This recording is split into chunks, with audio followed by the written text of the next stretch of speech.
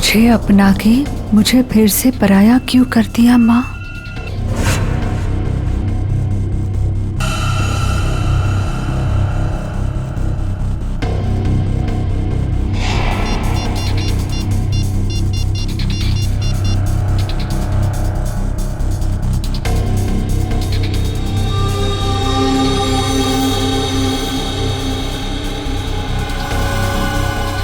क्या आपने मुझसे कभी प्यार नहीं किया माँ?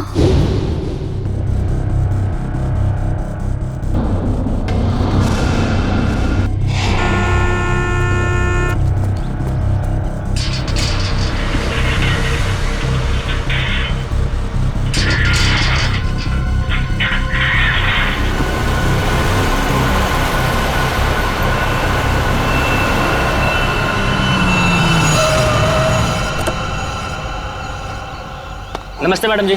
नमस्ते।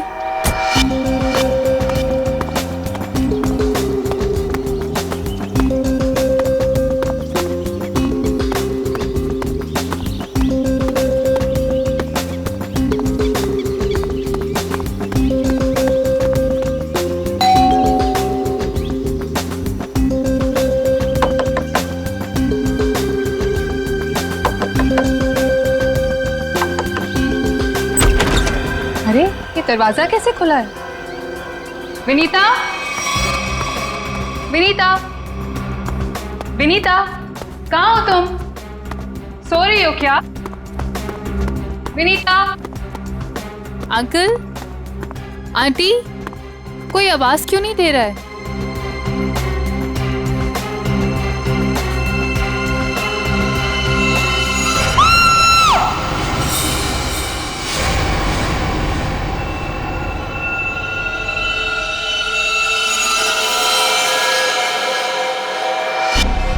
काफी खून बहा है सिर से।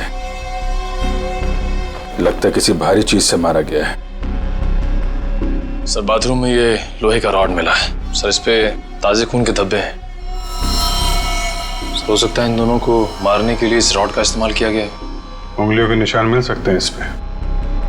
संभाल के रख दो।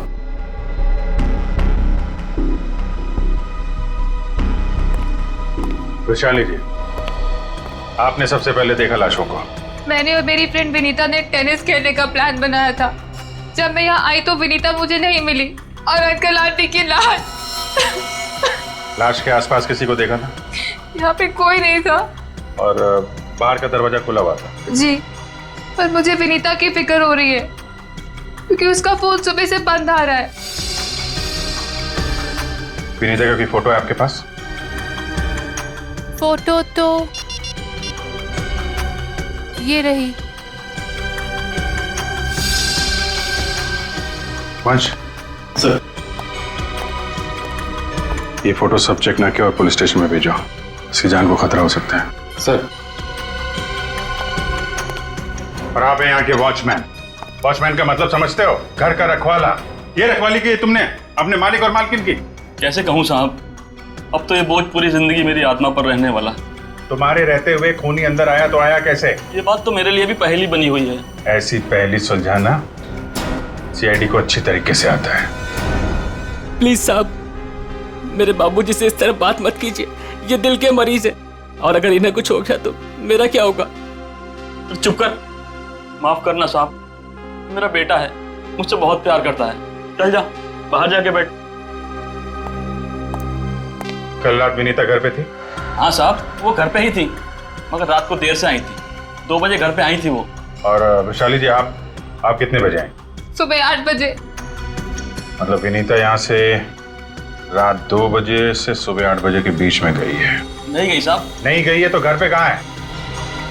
तुम ड्यूटी पे कितने बजे सो रहे थे ये बताओ। नहीं साहब, हम बिल्कुल नहीं सोए। सोने की बात तो दूर, हमने सेकंड की झपकी भी नहीं ली।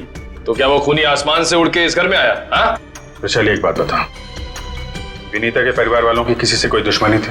मुझे इस बारे में कुछ नहीं पता। अच्छा, विनीता के बारे में आप हमें और क्या बता सकती हैं? विनीता मुझसे अपने सारे सुख दुख बांटती थी, बस उसे अपने अनाथ होने की हीन भावना महसूस होती रहती थी। एक मिनट, आपने कहा कि विनीता अनाथ है? अंकल आंटी ने उसे गोद ले रखा था। अच्छा, विनीता का सुरेश जी और उनकी पत्नी के साथ कैसा संबंध था? बहुत अच्छा था, जैसे कि उसके सगे माँ बाप हो। पर विनीता से वो एक ही बात से नाराज होते थे। कौन सी बात? रोहन।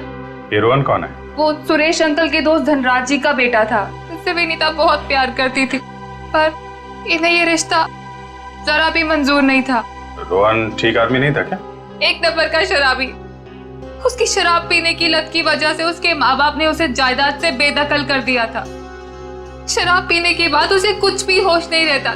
एक बार तो उसने मेरे सामने इतना बड़ा ड्रामा क्रिएट किया था। विनीता दरवाजा खोलो, खोलो दरवाजा। मैंने कहा दरवाजा खोलो वरना मैं दरवाजा तोड़ दूंगा। रोहन, मैं तुमसे अभी कोई बात नहीं कर सकती, प्लीज चले जाओ यहाँ से। मुझे अभी बात करनी है, मुझे इसी वक्त बात करनी है। खोलो दरवाजा, खोलो। साहब बिटिया ने मना किया ना, वो आपसे नहीं मिलना चाहती है, आप जाइए यहाँ से। विनीता, ये क्या कर रही हो? दरवाजा मत खोलो। मुझसे इस तरह से बात करने वाला चला। हाँ विनीता, तो तुम्हारे पापा एकदम सही कह रहे हैं। अभी वो होश में नहीं है, दरवाजा मत खोलना। और अच्छे से समझा दे कि दोबारा मुझसे पंगा ना ले। हट विनीता। ये क्या ड्रामा लगा रखा है रोहन? चलो अभी चलो यहाँ से। अरे और माफी मांगो इनसे। सॉरी सॉरी वॉचमैन अंकल, मुझसे गलती हो गई। ये मेरी बदतमीजी की कीमत। दारू पी के तुम कुछ भी करते हो ना, कुछ भी बकते हो। चलो यहाँ से, चलो रोहन।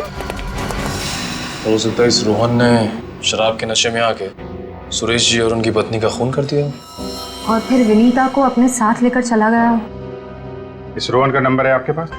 हाँ, नंबर तो है मेरे पास। 198234-561।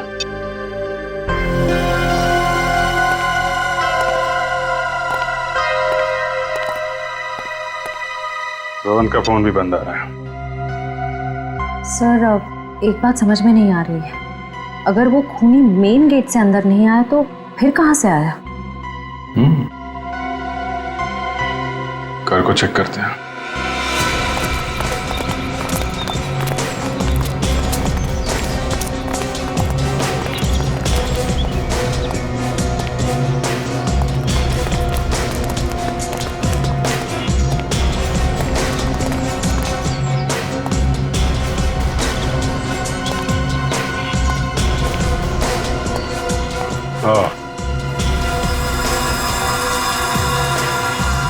ये देखा?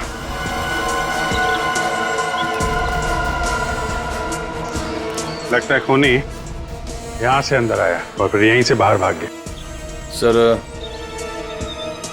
खूनी यहाँ से आ जा सकता है, लेकिन खूनी विनीता को यहाँ से कैसे लेके जा सकता है? हाँ सर, अगर विनीता के साथ उसने जोर जबरदस्ती की होगी तो विनीता चीखती चिल्लाती शोर मचाती। हो सकता है विनीता को बेहोश कर दिया। इसके पहले उसे कुछ हो, हमें उसे ढूंढना होगा और इस रोहन से भी मिलना पड़ेगा।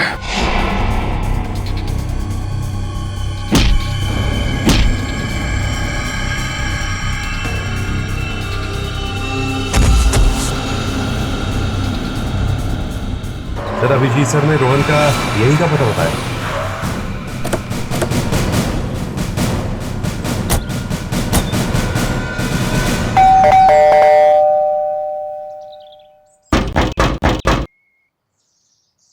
सर, ये रोहन वाकई में अंदर नहीं है या फिर जानबूझ के दरवाजा नहीं खोल रहा है? अभी पता चल जाएगा।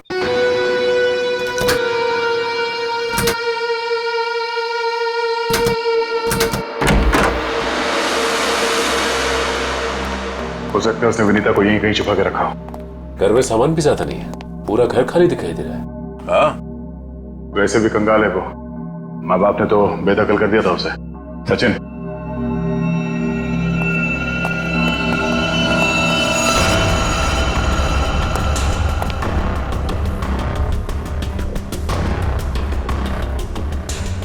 सर, यहाँ तो कोई भी नहीं है, ना ही विनीता और ना ही रोहन। हो सकता है उसने अपना ठिकाना बदल दिया। काम करो, घर की तलाशी लो, कोई ना कोई सुराग जरूर मिलेगा।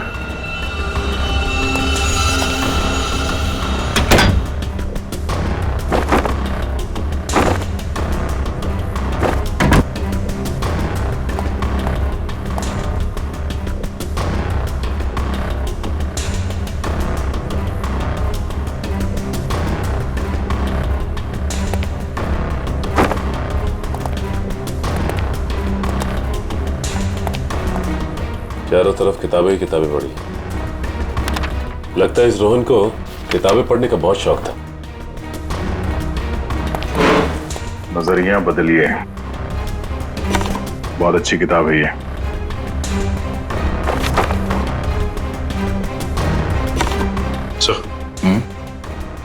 ये देखिए, इस डस्टबिन में ये दस्ताने पड़े थे। लगता है किसी ने अभी भी जलाया। मतलब इन दस्तानों का इस केस से कुछ लेना देना है।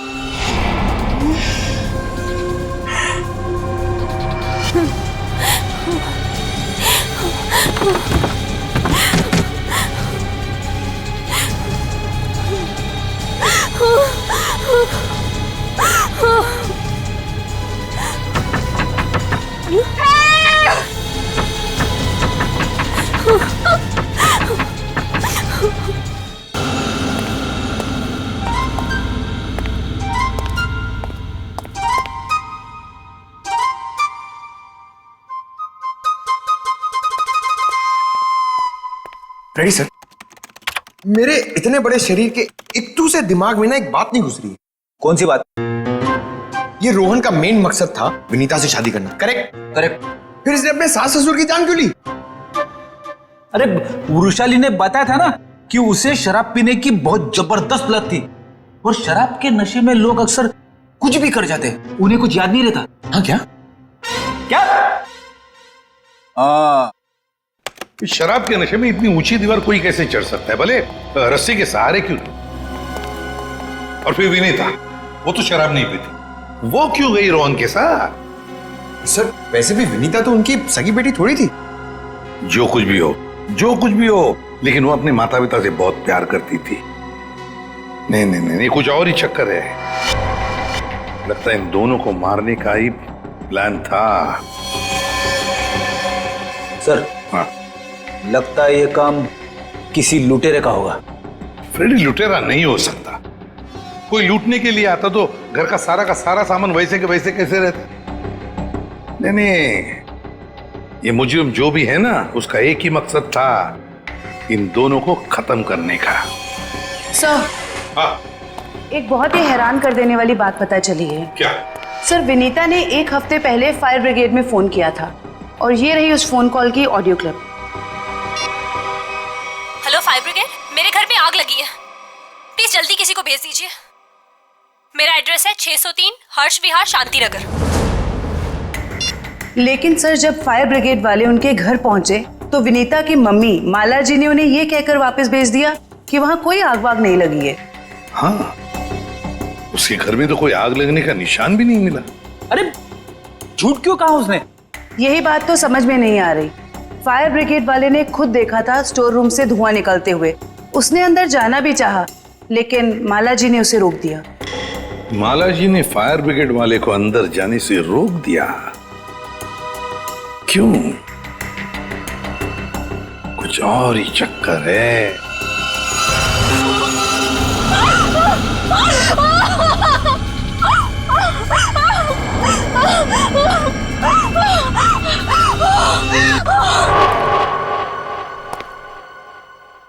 छान मारो इस जगह को अच्छी तरह से, कुछ ना कुछ जरूर मिलेगा।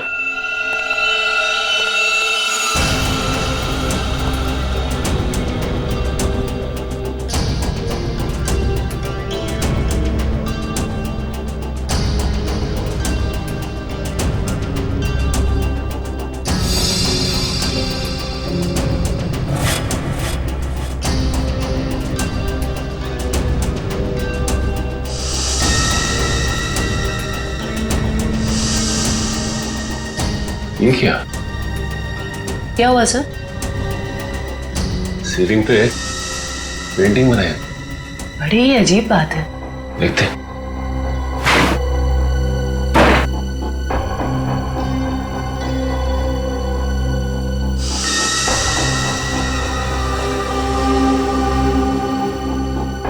ये क्या?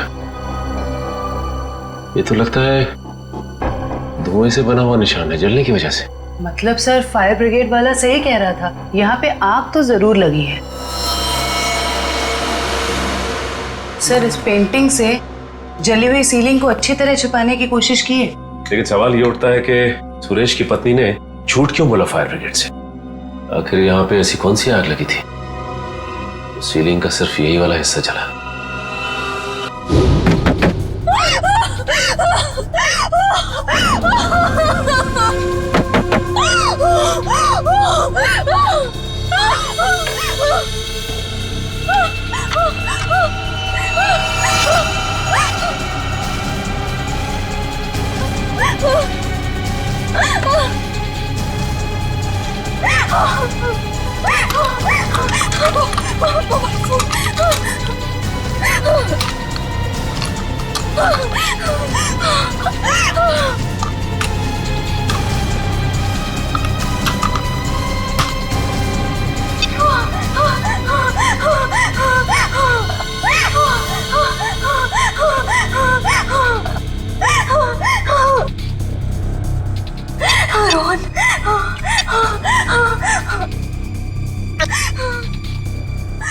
रोहन फोन क्यों नहीं उठा रहा?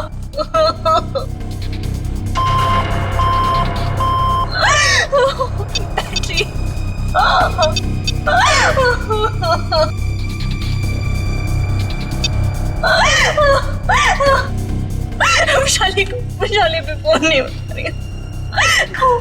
बैटरी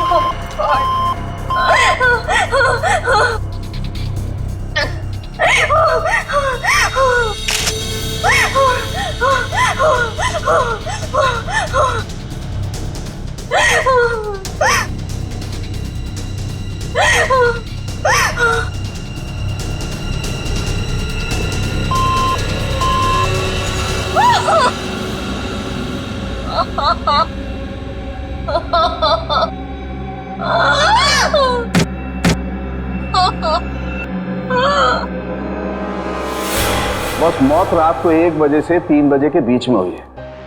और सर वॉचमैन कह रहा था कि विनीता रात को 2 बजे घर लौटी थी। सर अगर खून उससे पहले हुए होते तो वो चीखती चिल्लाती या बाहर जाती। मतलब खून 2 और 3 बजे के बीच में हुए हैं। सालुंके साहब, हमें जो लोहे का रॉड मिला था उसके ऊपर से खूनी के उंगलियों के निशान मिले या नहीं? नहीं, बस कोई उंगलियों के निशान नहीं मिले। नहीं मिले? रोहन के घर में से हमें आधे जले हुए ग्लव्स मिले थे। कहीं रोहन ने वो ग्लव्स तो नहीं पहने थे ये खून करते वक्त? हो सकता है, तारिका वही चेक कर रही है। सर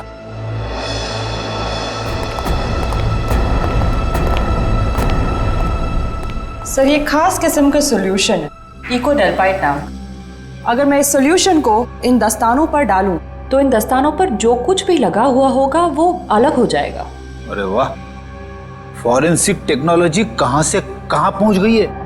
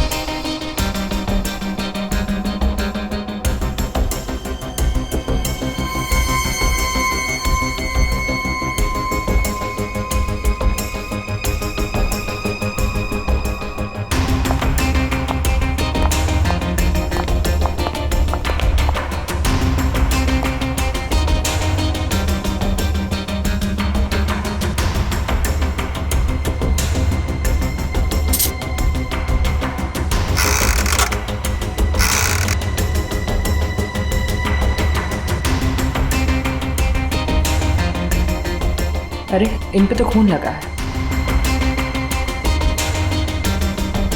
देखते हैं किसका है।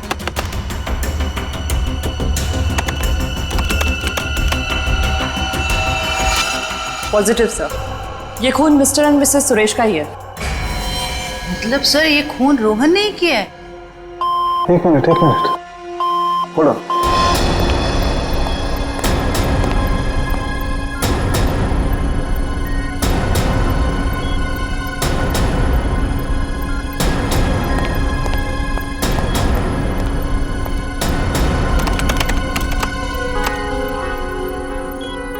बस वो देखो, दस्तानों पर ये जो दिखाई दे रहे हैं ये रस्सी के रेशे। सर कहीं ये वही रस्सी तो नहीं जो हमें विनीता के घर के बाहर मिली थी? ये डॉक्टर साहब का कंप्यूटर कैसा है? टी टी टी टी करते रहता है। बस दस्तानों पर रस्सी के रेशे के अलावा कुछ और भी है। क्या? थोड़ा वक्त दो, पता लगाता हूं।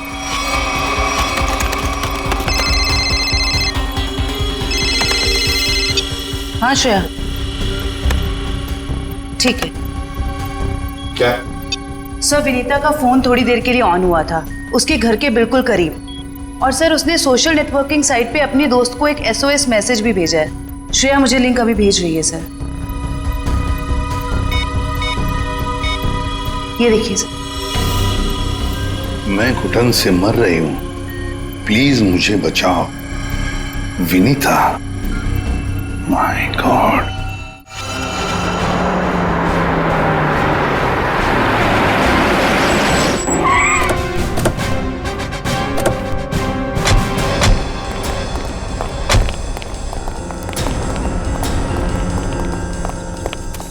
फिर मोबाइल कंपनी ने बताया कि विनीता का फोन आखिरी बार यही ऑन हुआ था।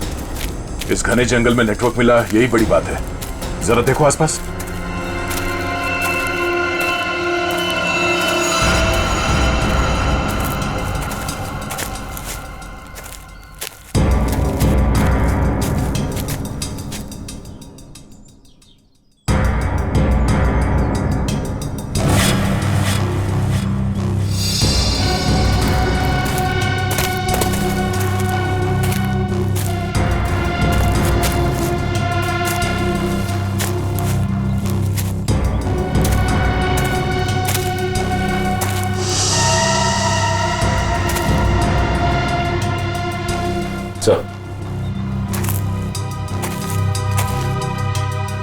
सामने एक झोपड़ी दिखाई दे रही है।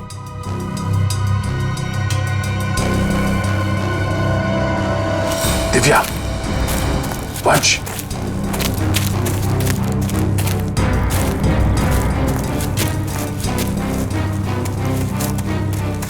चौकन्ने रहना।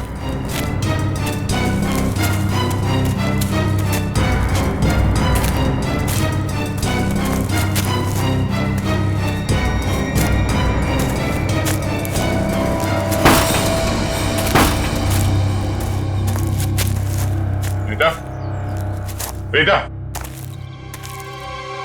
तो तलाशी लो।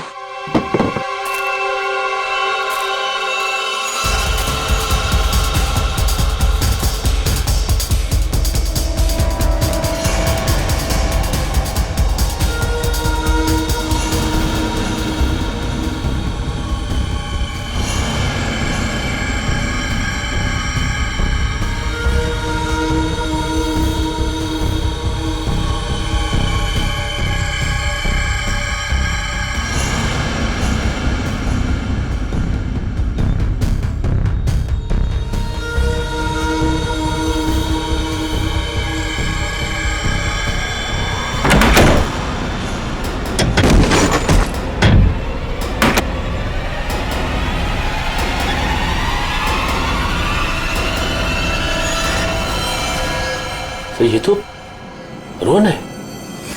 सॉरी वॉचमैन अंकल, मुझसे गलती हो गई। हम लोग सोच रहे थे कि सब रोहन का किया धरा है, पर किसी ने इसे ऊपर पहुंचा दिया। सर कहीं ऐसा तो नहीं कि विनीता ने अपनी आत्मरक्षा के लिए इसे मार दिया? नहीं, इसे भी ठीक वैसे ही मारा है, सर पे वार करके, जैसे विनीता के माँ बाप को मारा था। खूनी को एक ही है। सकता है कि खूनी ने रोहन को मारा और विनीता को साथ ले गया। हो सकता है, या ये भी हो सकता है कि वो यहीं कहीं आसपास हो। तो देखो,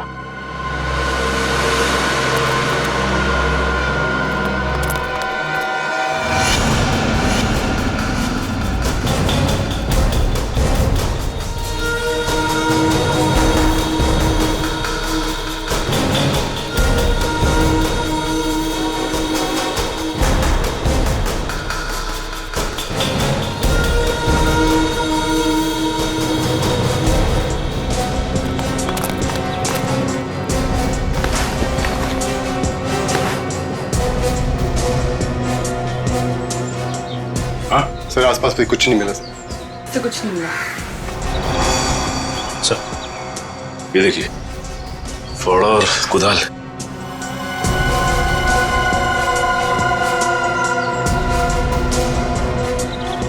कहीं जमीन के नीचे तो नहीं? यहाँ पे खुदाई का सामान पड़ा हुआ है, जरा फाड़ो दिखा ना।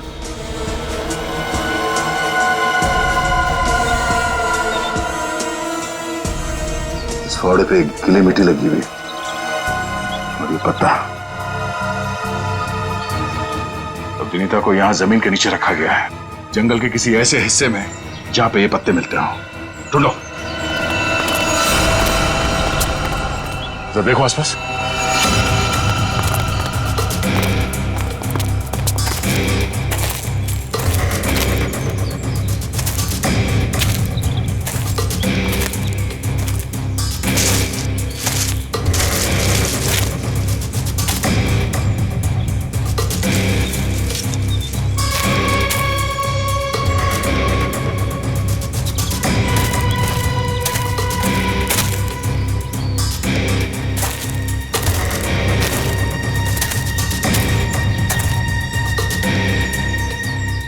सचिन, वंश, दिव्या, ये देखो, लगता है हाल फिलहाल में यहाँ खुदाई हुई है। वंश, खुदाई का औजार लिया जल्दी। सर।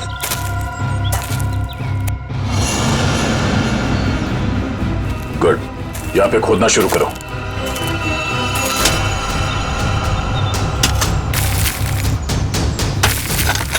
एक मिनट हट जाओ।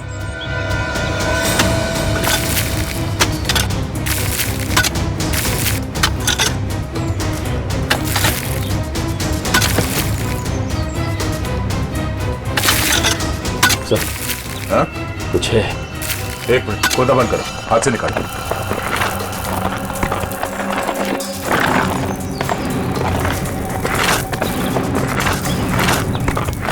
तो इसका अंदर तो नहीं?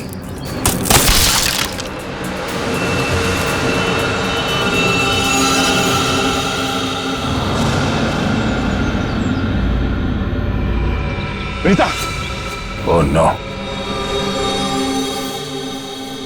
सांसें धीमी चल रही है, इसे अस्पताल ले जाना होगा। निकालो उसको बाहर जल्दी। हाथ दो, निकालो बाहर निकालो। पैर पकड़ो उसके। चलो।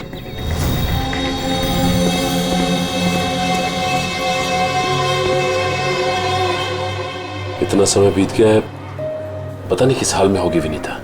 हम तो वक्त रहते उसे यहाँ ले आए, उम्मीद तो यही है कि वो ठीक हो जाएगी।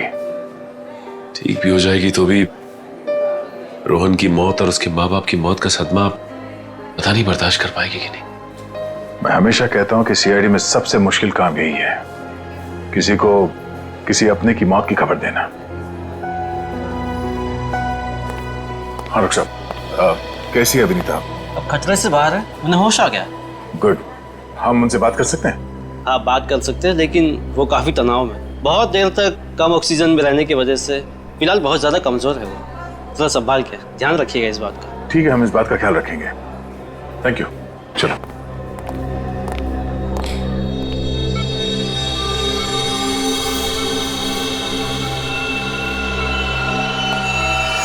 अरे नहीं नहीं नहीं, लेटे रहो, आराम करो। Thank you sir. डॉक्टर ने बताया कि आप लोगों ने मेरी जान बचाई। अरे हम तो बस एक जरिया थे, जान बचाने वाला तो वो है। ये ऊपर वाले की भी मुझे समझ नहीं आती। जब उसने मेरी जान बचाई तो मेरे मम्मी पापा की जान भी बचा लेते। तो तुम्हें अपने माता पिता के मर्डर के बारे में पता है? हाँ जी सर, जिस वक्त ये सब हुआ मैं नीचे हॉल में रोहन से फोन पे बात कर रही थी, तभी मैंने कुछ आवाजें सुनी। फिर क्या हुआ? और जैसे ही मैं दौड़ के ऊपर गई तो किसी ने मुझे क्लोरोफॉर्म सुंघा दिया, लेकिन मैं पूरी तरह से बेहोश नहीं हुई थी। और किसी ने मेरी आंखों के सामने मेरे मम्मी पापा का खून कर दिया। सर, जिस किसी ने भी मुझे दोबारा अनाथ किया है, आप प्लीज उसे छोड़िएगा मत। उसे फांसी होनी चाहिए, फांसी। बिल्कुल, तुम्हारे माता पिता और रोहन के खूनी को हम क्या रोहन का भी खून हो गया? अब मैं किसके सहारे जीऊंगी? प्लीज सर, संभालिए अपने आप को, प्लीज। अच्छा ये बताइए कि आपको कब पता लगा कि आप उस बॉक्स के अंदर बंद हैं? जब मेरी आंखें खुली तो मैं एक घुटन भरे बक्से में थी। मुझे नहीं पता था कि किसी ने मुझे जिंदा दफन कर दिया। अच्छा विनीता, उनमें से किसी का चेहरा देखा था तुमने? नहीं सर। ठीक है। आरोप साहब, दया, वो जो रस्सी है, उस रस्सी पर मुझे भेड़ का बाल मिला है। उस रस्सी पे भेड़ का बाल मिला? हाँ दया, भेड़ का बाल। और भेड़ भी ऐसी वैसी नहीं, हिमालय पर रहने वाली भेड़। ओह, मतलब वो रस्सी किसी ऐसे आदमी का है जो हिमालय पर्वत के आसपास जाके आया है या फिर वहीं का रहने वाला है? बिल्कुल बिल्कुल। ठीक है डॉक्टर साहब, मैं आपसे बाद में बात करता हूँ। ओके।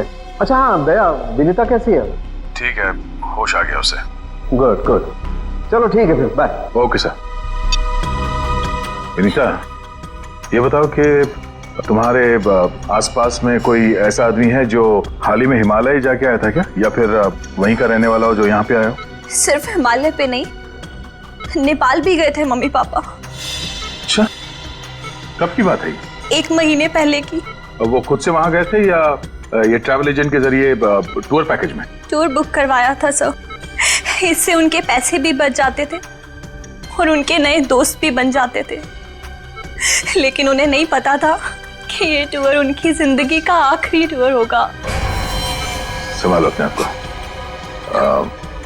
विनीता, हमें उस ट्रैवल एजेंट का नंबर चाहिए। सर, विनीता के माता पिता के साथ जितने भी लोग नेपाल गए थे उन सभी से पूछताछ कर लिए। तो क्या पता चला? सर, नेपाल में एक अनाथ आश्रम है। सुरेश जी और माला जी जब भी नेपाल जाते थे वो इस अनाथ आश्रम में जरूर जाते थे। बाल गृह संस्था। विनीता को भी तो यहीं से गोद लिया था माला और सुरेश ने। जी सर। हाँ, देखते हैं जरा इनसे बात करके।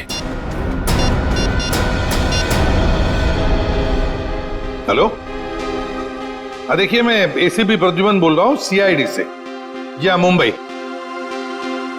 अच्छा देखिए, मुझे माला और सुरेश के बारे में कुछ इंफॉर्मेशन चाहिए। हाँ हाँ, वो 1 महीने पहले आपके यहाँ आए थे ना? अच्छा अच्छा, तो प्लीज एक काम करेंगे आप, वो फोटोग्राफ्स हमारे सीआईडी के वेबसाइट पर मुझे भेज देंगे आप? Okay, thank you. क्या हुआ सर? किसकी तस्वीरें मंगवाई आपने? विनीता को गोद लेने से पहले सुरेश और माला ने इसी अनाथ आश्रम से 1 साल पहले एक लड़के को गोद लिया था, गोविंद नाम में। गोविंद, लगता है फोटोग्राफ्स आ गए।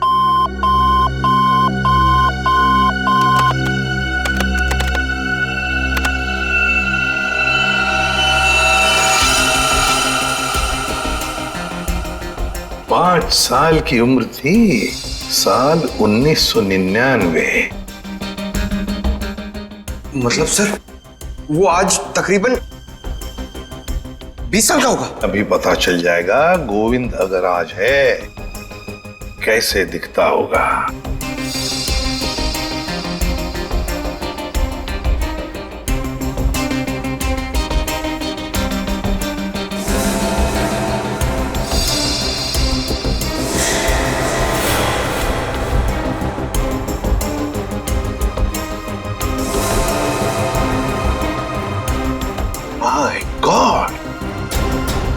माय गॉड, ये गोविंद है।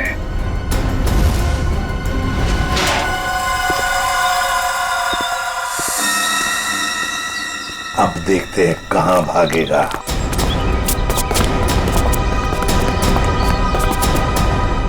ये क्या सर, हमें देख के अंदर भाग गया है? जब गीदड़ की मौत आती है तो वो शहर की तरफ भागता है, मगर ये तो अंदर भाग गया। मगर सर, वो अंदर की तरफ क्यों भागा? वो तो पकड़ा जाएगा। ऐसे मुजरिम बाहर की तरफ भागते हैं, मगर ये अंदर भागे या बाहर, पकड़ा तो ये जाएगा ही।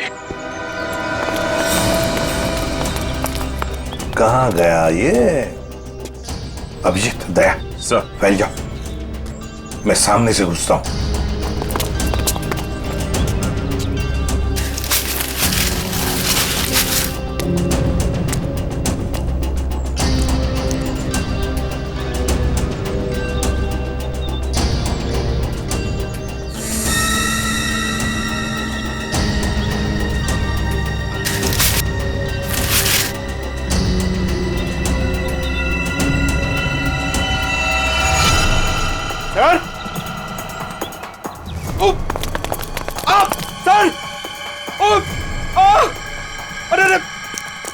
क्या हुआ?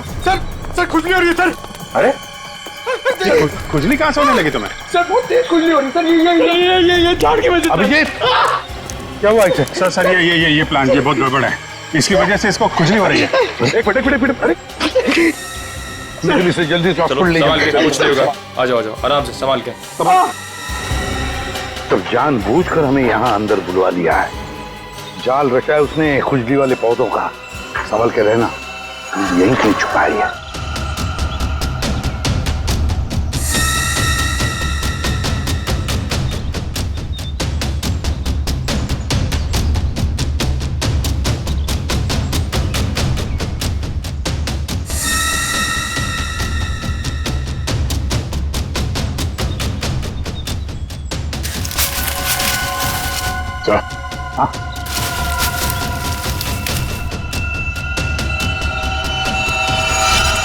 चलो बाहर निकलो, बहुत बना लिया पौधों को हथियार।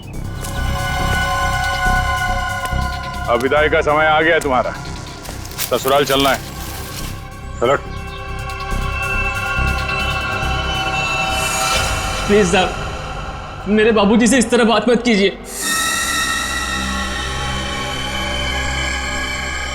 बहुत गड्ढे खोद लिए दूसरों के लिए, गिर गए ना उसी में। सर पानी मंगाइए सर, वरना मैं खुजली से मर जाऊंगा। पानी क्यों?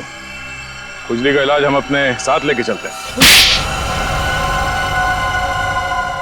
किसी औलाद के लिए अपने माँ बाप का खून करना इतना आसान नहीं होता सर, फिर चाहे वो माँ बाप सौतेले क्यों ना हो। गोद लिया था ना उन्होंने तुम्हें, फिर वॉचमैन को क्यों सौंप दिया? यही सच तो मैं भी जानना चाहता था सर, कि मुझे गोद लेने के 1 साल बाद मेरे माँ बाप को ऐसा क्या सूझा कि उन्हें लगा उन्हें एक लड़की को गोद लेना चाहिए, और मुझे फिर ऐसे ही सड़क पर छोड़ दिया और विनीता को गोद ले लिया। क्या तुम्हें सड़क पे छोड़ दिया? हाँ सर, ऐसा बर्ताव तो कोई अपने जानवर के साथ भी नहीं करता, जैसा उन लोगों ने मेरे साथ किया। वो तो भला हो मेरे बाबूजी का, जो उन्होंने मुझे रोता हुआ बस स्टॉप पर देखा और अपने साथ अपने घर ले गए, और तब मेरी अच्छी परवरिश की उन्होंने। सुरेश और माला ने पहचाना नहीं तुम्हें? नहीं सर, मैंने हाल फिलहाल में उनके घर जाना शुरू किया था। मेरे बाबूजी की उम्र हो गई थी, तो मुझे लगा मुझे नौकरी करनी चाहिए। क्या तुम्हारे बाबूजी जानते नहीं थे कि तुम उनके मालिक के बेटे हो? नहीं सर, जब मैं उन्हें मिला था तब वो वहां काम नहीं करते थे, और सर मैं इसे कोई इत्तेफाक नहीं कहूंगा, तो भगवान ने मेरे साथ इंसाफ की। तुम्हें किसने अधिकार दिया सजा देने का? सजा देने का हक सिर्फ अदालत को है। क्या तुम शुरू में ही पहचान गए थे उन दोनों को? ये बात तुम्हें मालूम कैसे पड़ी कि उन्होंने तुम्हारे साथ ऐसा किया था? नहीं पहचाना था सर। एक दिन मैं बगीचे में काम कर रहा था, तो माला मेम साहब ने मुझे घर के अंदर बुलाया था किसी काम से। विनोद! जी मेम साहब। जरा ऊपर आना, तो काम है। अभी आया। जी मेम साहब। विनोद, देखो ये पुरानी अलमारी है, इसे ठीक से स्टोर रूम में रख देना। हाँ जी मेम साहब। हाँ।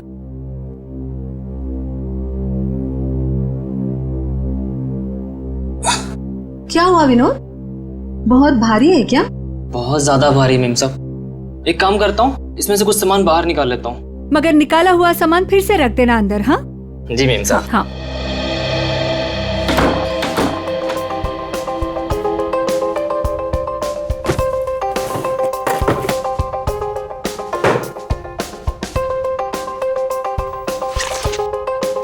कितनी प्यारी प्यारी ड्राइंग्स हैं।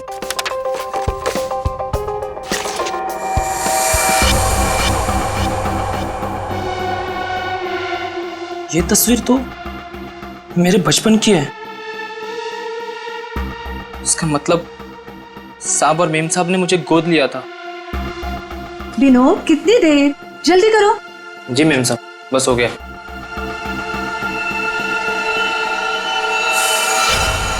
और फिर तुम नेपाल गए सच्चाई का पता लगाने? हाँ सर, और जब मुझे सच का पता चल गया तो मैंने पूरे परिवार के नाक में दम करना शुरू कर दिया।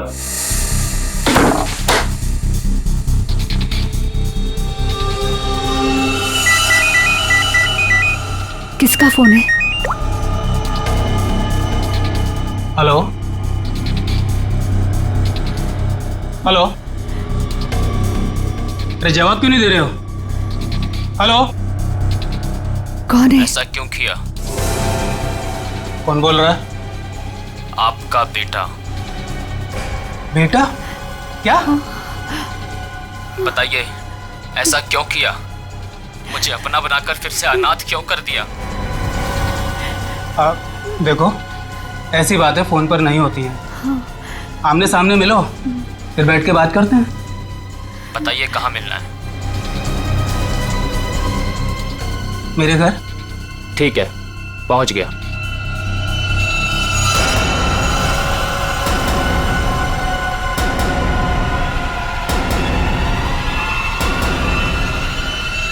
स्टोर रूम की अलमारी में तुम्ही ने आग लगाई थी ना? हाँ सर, पर माला जी नहीं चाहती थी कि उनकी सच्चाई दुनिया को मालूम पड़े और समाज में उनकी बेइज्जती हो, इसीलिए फायर ब्रिगेड को भी उन्होंने वापस भिजवा दिया। और रोहन? रोहन को क्यों मारा? मैं रोहन को नहीं मारना चाहता था सर, उससे मेरा कोई लेना देना था ही नहीं। मैं तो उसके घर गया हुआ था वो दस्ताने रखने के लिए, ताकि आप लोगों को दस्ताने उसके घर से मिले और आप लोग उस पर शक करें।